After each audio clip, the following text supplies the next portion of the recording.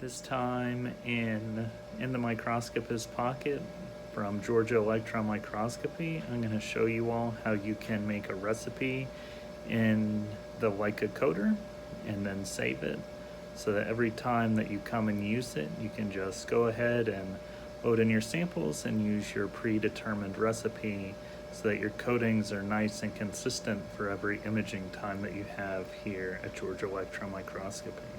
So let's go into the microscopist pocket and start. So this is how you make your own recipe using the Leica. So the first thing you do is you'll see it as it typically is, and then you'll hit part of this window under characteristics, and that'll pop up a new sputter process tab. You'll press add, and then you can name it, and we'll just call this YouTube. Hit OK. And then there's a number of settings that we can play around with. The first is going to be the material. We use gold palladium. Then you'll have to do how thick you want it.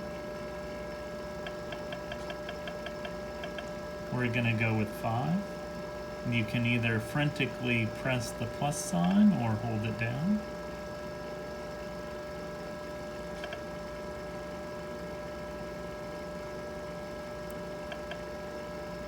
So you can see it's a little touchy.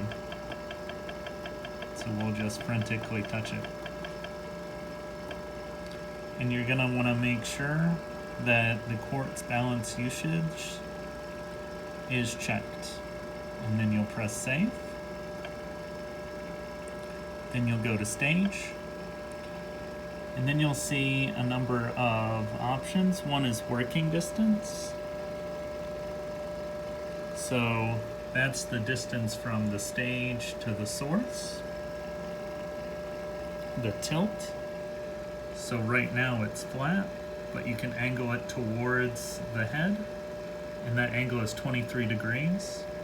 So if you have a large sample, it's better for it to be at 0 so that the gold coating can get into all the nooks and crannies and crevices of your sample. But if you have a flat sample, it's better to tilt it towards the head. That way you get a very even distribution. You can pre-program how tall your sample is.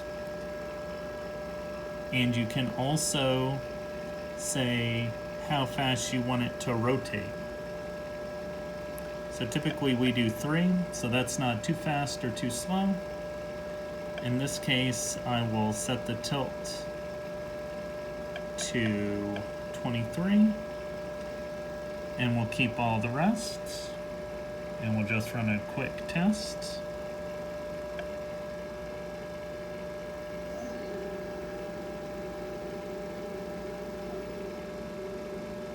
And that's how it'll be when it's coated. When you're done with your test, you just hit initialize. And that'll bring it back down. And then you'll want to save that. The final option to click is going to be vacuum.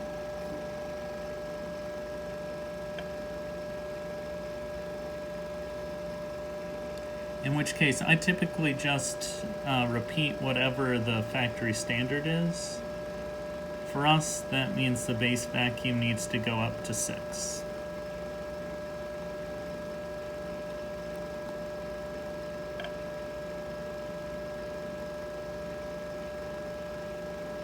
And that's worked pretty well for almost every sample that we have gotten in here.